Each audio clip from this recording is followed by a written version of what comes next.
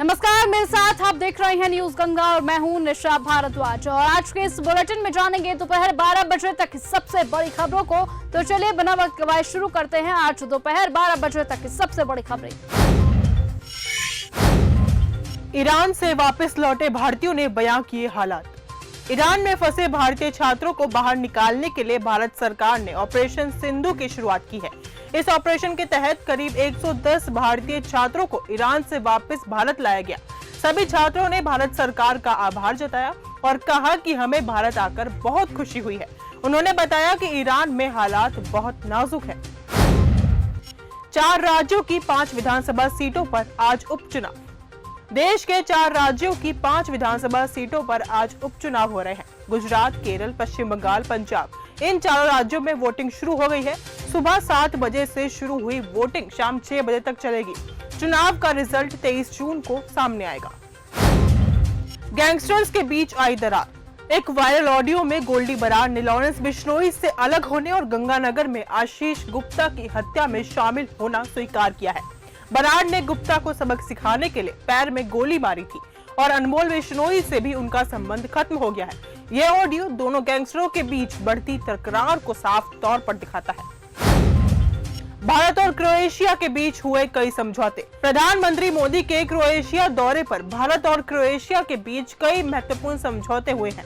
उन्होंने दोनों देशों के बीच साझा मूल्य पर प्रकाश डाला। पीएम मोदी ने कहा कि इस यात्रा से दोनों देशों के संबंधों में और मजबूती आएगी।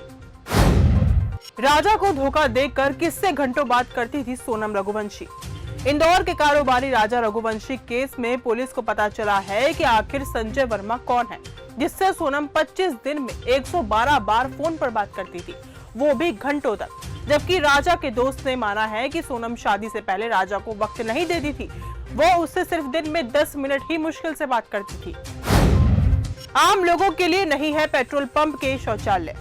केरल हाईकोर्ट ने हाल ही में एक महत्वपूर्ण निर्णय सुनाया है। इस फैसले के मुताबिक पेट्रोल पंप पर मौजूद शौचालयों को आम जनता के लिए नहीं खोला जा सकता। कोर्ट ने पेट्रोलियम व्यापारियों की याचिका को स्वीकार करते हुए कहा कि ये शौचालय केवल इमरजेंसी में ग्राहकों के लिए है। इस फैसले से पहले लगाए गए सार्वजनिक शौचालय के स्टिकर हटाने के आदेश भी दिए गए हैं। एयर इंडिया की 3 और उड़ानें रद्द। एयर इंडिया की 3 और उड़ानें आज अलग अलग कारणों से रद्द हो गई हैं। 2 उड़ानें यात्रियों के विमान में सवार हो चुके थे, उसके बाद कैंसिल हुई। वहीं एक विमान उड़ान भरने के बाद वापस लौट आई।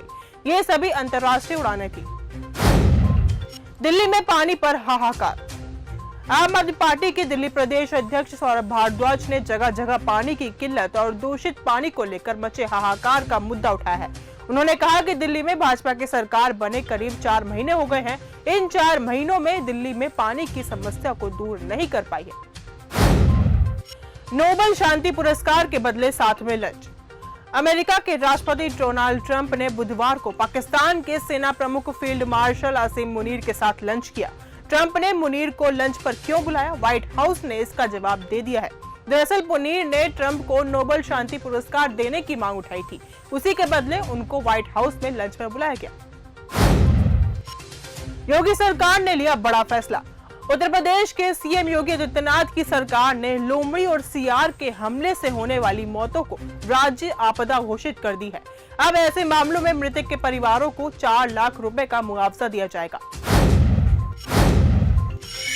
तो फिलहाल आज के इस बुलेटिन में सिर्फ इतना ही। देश और दुनिया की तमाम बाकी खबरों से ऐसे ही जुड़े रहने के लिए आप लगातार ऐसे ही बने रहिए न्यूज गंगा के साथ।